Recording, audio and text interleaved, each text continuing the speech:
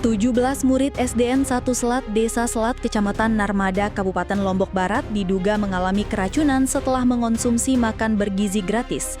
Tak hanya murid, sejumlah guru juga menyantap menu memakan makanan MBG yang diberikan kepada siswa.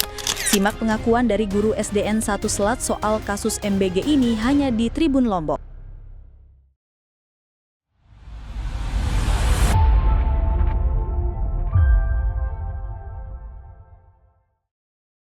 Jadi kepala sekolah itu menerima dan mengisi formulir serah terimanya itu.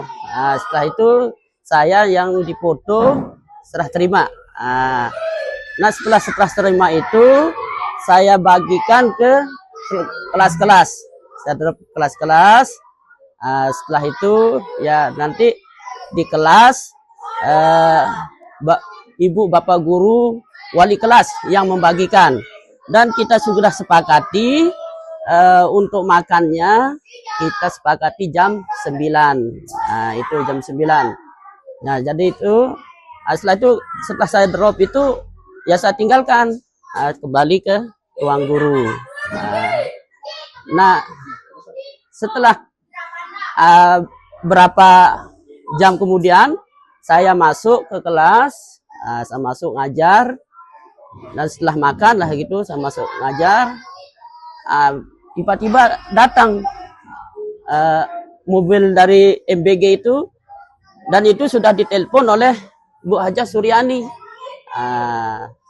Telepon Bu Haja Suryani karena muridnya yang pertama kali yaitu kelas 3 yang kena gitu, yang kena gejala sakit perut, muntah.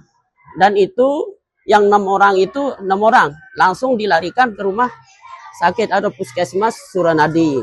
Setelah itu saya di luar, keluar, oh ini apa? Ada lagi tambahan 2 orang. 2 orang itu yaitu ada inisial Dina dengan siapa? Marinandi 1, laki 1, perempuan 1. Saya sendiri yang disuruh sama teman-teman guru untuk melarikan ke puskesmas. Saya larikan dia ke puskesmas Suranadi. Saya gonceng pakai sepeda motor saya sendiri. Itu sudah. Setelah itu ribut-ribut. Totalnya, nah setelah kita cek dan kita totalnya 17 yang dibawa ke rumah sakit. Itu ada yang belakangan, ada yang gurunya yang lain yang bawa gitu. Jadi kalau saya cuma bawa 2 orang. Itu. Yang kan dikeluhkan sama siswa apa saja? Yang dikeluhkan itu yang saya gonceng itu perutnya melilit. Mual gitu. Pusing. Itu setelah makan dari inggih. Setelah makan MBG itu sudah baru ada keluhan seperti itu lah. Ya sebelumnya memang, nah kalau ada yang tidak masuk anak-anak ya kita sudah yang makan ya, daripada mubazir gitu, kita sudah yang makan dia. Tidak ada, kemarin sempat saya makan juga. Nah cuma kemarin ada sisa-sisa ini kan kita kumpulkan, ada yang lah gitu, ada yang bau lah sedikit. Ada agak basi itu, seperti basi itu. Sisa-sisanya itu berbekas anak-anak itulah. Ndak itu ya istilahnya dari kelas itu dibawa ke sini, dikumpulkan lagi di sini. Itu kita ikat-ikat lah gitu. Nah, di sana ada baunya gitu. Kita ikat dia, nanti setelah kita ikat dia kita susun di sini. Nanti dari pihak MBG langsung ngambil di sini. Jadi sudah rapilah kita ikat gitu. Ndak sudah sudah sisa, sudah dimakan, sisa-sisa bekas anak itu yang kita bau. Yang sebelum kita makan itu bagus ya, tidak ada bau-bau itu, saya sendiri jalannya yang mendistribusikan ke kelas masing-masing itu. Kemarin itu langsung pulang semua yang sudah, tapi ada 1 siswi yang dibawa lagi ke puskesmas sekitar jam 22, jam berapa? 22. Inisial Rizky Salpira. Itu yang dibawa lagi. dirujuk lagi. Dan sekarang dia tidak masuk. Gitu. Ya, cuma dia itu apakah dia pernah makan sebelumnya gitu, sebelum kita kasih MBG ini, apakah dia sudah makan atau belum, apakah dia makan es atau gimana gitu, itu yang ditanya. Terus apa setelah dia makan MBG itu, gejala apa yang dia terima, dia rasakan oleh anak-anak itu. Itulah sekitar gitulah yang ditanya dari BP POM dan ya. Oh, enggak ada sih yang makan. Dia belanja di sini di kantin. Ada yang minum es sebelum itu. Kan sebelum dia masuk itu kan dia ada yang minum es, ada yang sarapan juga nasi goreng. Nah, itu. Nah, cuma yang saya aja ya kemarin yang sisanya itu, sisa dari anak-anak itu yang berbau. Nah, ya agak ya Pak Guru sama anak-anak itu sudah saya istilahnya kumpulkan jadi satu, sisa-sisanya itu untuk nanti pakan ayam gitu. Ya enggak sebanyak, sedikit, tapi daripada mubazir ya kita lah kasih ayam daripada sana nanti kan sisa bekas-bekas itu. Ada belasan Apanya? yang berbau. Nah, di sana karena dia sudah menyatu, jadinya kita tidak tahu mana yang bau gitu. Yang sumbernya itu kita tidak perhatikan gitu. Jadinya saya tidak tahu yang berapa yang bau itu, tidak saya tahu. Cuma karena dia itu sisanya itu. Kalau yang masih utuh janda, jadi mungkin itu mungkin.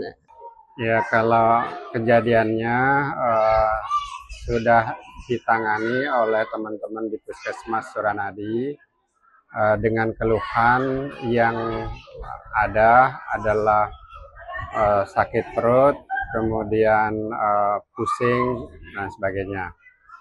Kalau untuk pembenaran terhadap ini tentu menunggu hasil pemeriksaan laboratorium. Jadi kalau terkait dengan kasus ini, tim yang turun dari Puskesmas itu dalam rangka pemantauan terhadap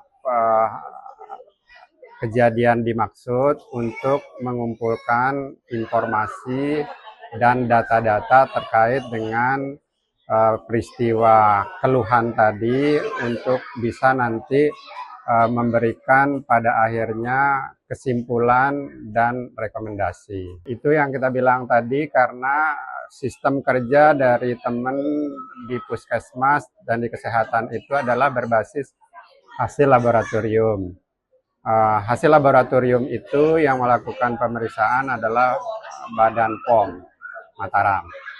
Nah, terkait dengan itu, kalau gejala itu sangat banyak faktor, tidak bisa dijadikan acuan bahwa apakah ini berasal dari MBG atau faktor lain. Misal, apakah anak-anak kita ini memang sebelumnya ada keluhan dari rumah yang baru dikeluhkan di sekolah, bisa seperti itu. Kemudian selanjutnya, apakah di dalam sebelum mengkonsumsi ini, apakah anak-anak kita telah melakukan cuci tangan dengan sabun pada air mengalir atau tidak. Nah, hal-hal ini banyak faktor sehingga kita tidak bisa serta-merta mengatakan makan bergizi ini yang menjadi penyebab. Masih menunggu hasil lab. Iya, menunggu hasil lab. Sekali lagi, itu pun nanti akan dikonfrontasi dengan yang sekarang sedang dilakukan wawancara kepada Bapak Ibu Guru di sekolah. Izin karena data detailnya tentu teman Puskesmas, tapi sebagian besarnya kemarin sudah langsung pulang setelah diobservasi dan mendapatkan pelayanan di Puskesmas. Ya, tentu dengan turunnya teman dari Dinas Kesehatan Provinsi, Dinas Kesehatan Kabupaten Lombok Barat, dari semua unsur, tadi ada unsur surveillance, ada unsur gizi, ada unsur promkes, kemudian sekarang turun langsung ke sekolah pertama. Kita ketahui bahwa sebelum kegiatan makan dimulai, maka harus dipastikan anak-anak kita telah cuci tangan dengan sabun atau tidak pada air mengalir.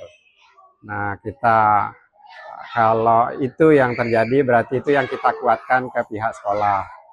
Kemudian yang lainnya, karena manfaat dari cuci tangan dengan sabun itu di air mengalir tadi, selain menghilangkan kuman yang ada di tangan, itu juga akan menjadi bagian dari kebiasaan yang menjadi budaya.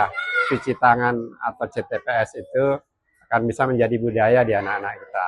Nah, itulah yang kemudian kita kuatkan kepada Bapak Ibu guru yang ada di sekolah agar peristiwa serupa tidak terjadi di belakang hari. Nah, yang lainnya tentu setelah ini nanti dilakukan analisa terhadap apa yang menjadi penyebab, maka terakhir nanti akan ada rekomendasi tentu setelah ditetapkannya apa penyebab dari situasi ini. Download Tribun X sekarang, menghadirkan lokal menjadi Indonesia.